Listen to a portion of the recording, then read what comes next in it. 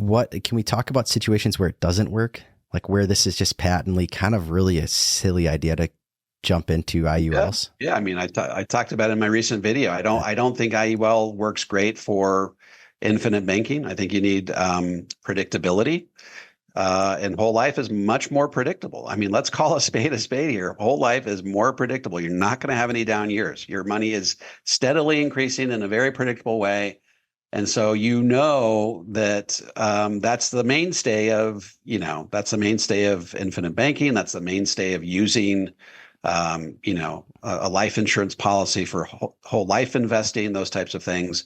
I think you're just better off with a whole life in that context. I'm not a huge fan of using index universal life for those types of things. I know Doug Andrew and others out there are. To me, I've just never really gotten on that bandwagon.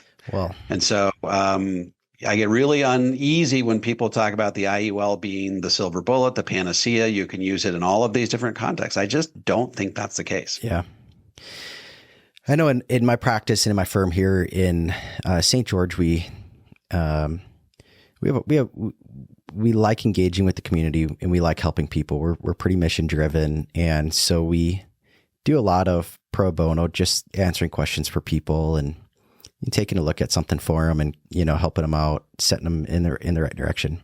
And we've had this, just overwhelming amount of people in the last several months, asking us about IULs and there's people in my community that are selling them to people, as a retirement plan, as an alternative to health insurance, which is patently, in my opinion, crazy.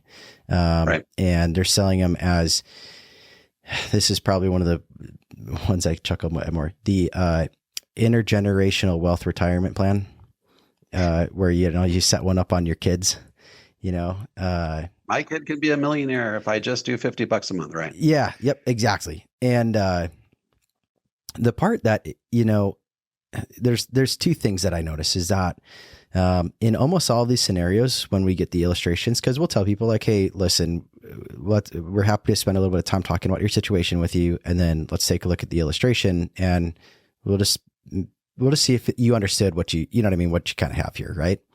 And if you think it aligns with your goals, then great, go for it. If not, then we'll just put the ball in your court with some education and do what you will. But there, it's very common that we're seeing proprietary indexes like the pace setter index, the pace. I call it the pacemaker index. Get ready. You're gonna need a pacemaker after you have a heart attack, realizing how bad you lose on this.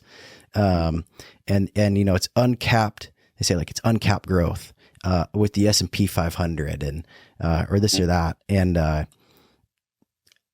but then no explanation of participation rates and all this stuff. And so what's getting illustrated out is like a 14% return. For people, it's like we saw one late last week that what had been illustrated to them was an average annual compound growth rate of 14.9%. Yeah, that's nuts. In their IUL. And so these people had bought those.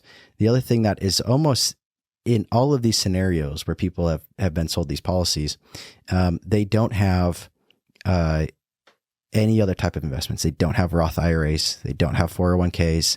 They don't, own investment real estate. They don't own any of these other things. They're just, that was step one, right? Hey, if you buy this product off the shelf, here's your IUL, boom, you keep putting in your $200 a month, and you too someday can, be a millionaire with, the never having the risk of losing money in the stock market. You can only make money in these blue skies ahead.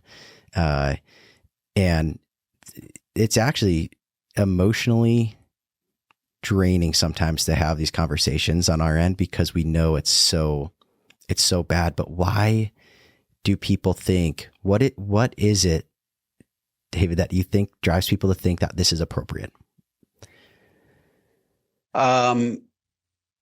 Gosh, I mean, I hate to take a really dim view of human nature, but it's the profit motive. There's these little sales gimmicks out there that people have adopted that they think that obviously have a track record of inducing people to want to buy IULs. And I think insurance companies create these designer indices that anybody with 2020 vision can say, look, had this index been around since 2003, for example, Yeah. this would have accumulated 15.3%. That's not a useful metric when it comes to deciding whether or not you should do an IUL. I think the IUL has a couple of very specific applications in which it works well.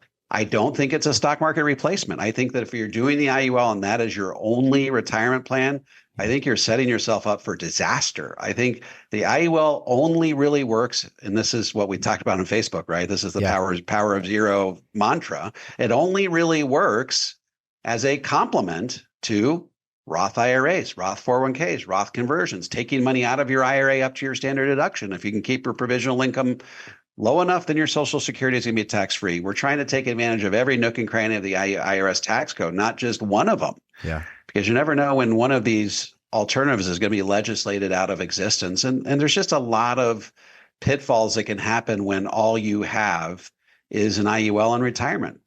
I mean, namely, you take money out of the IUL year over year over year, during potentially during a down market, because you don't have any other investments that you could potentially tap into, then you could potentially have that spiraling, death spiral that happens when, you're taking money out during the down year over and over and over and over and over again.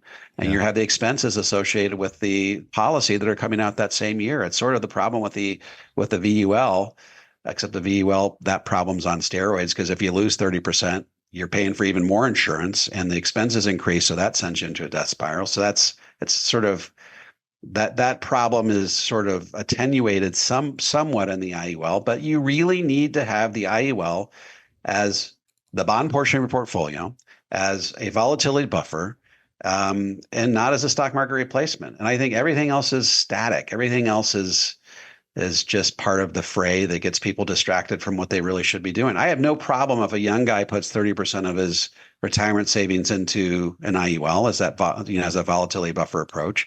But you have to make sure that you're putting all the rest of the money, you're actually putting the other 70% someplace productive, preferably a Roth 401k or a Roth IRA. And I think the biggest call out and highlight is with a sufficient amount of risk to the money. Right, you're going to have to take the risk, and I think that's what 100% stocks. Folks, my upcoming book, The Guru Gap: How America's Financial Gurus Are Leading You Astray and How to Get Back on Track, is now available for pre-order on Amazon. Take the opportunity to order your copy today. By the way, in the next 10 years, I'm looking to put 100,000 Americans on the road to the 0% tax bracket. If you would like some help implementing a balanced, comprehensive approach to tax-free retirement that shields you from the impact of higher taxes, head on over to davemcknight.com and click on the Connect with an Advisor button. I'm happy to refer you to an advisor in the Power Zero network that has been trained, vetted, and qualified personally by me. If you're a financial professional and want to learn how to become a certified Power Zero advisor, head over to powerzero.com and opt into my free video series. And if you have any comments or questions, feel free to drop them into the comment section below. I'll respond to every single one of them personally. And don't forget to click like, subscribe, and the bell so you never miss a video. This is David McKnight. I look forward to seeing you on the next video.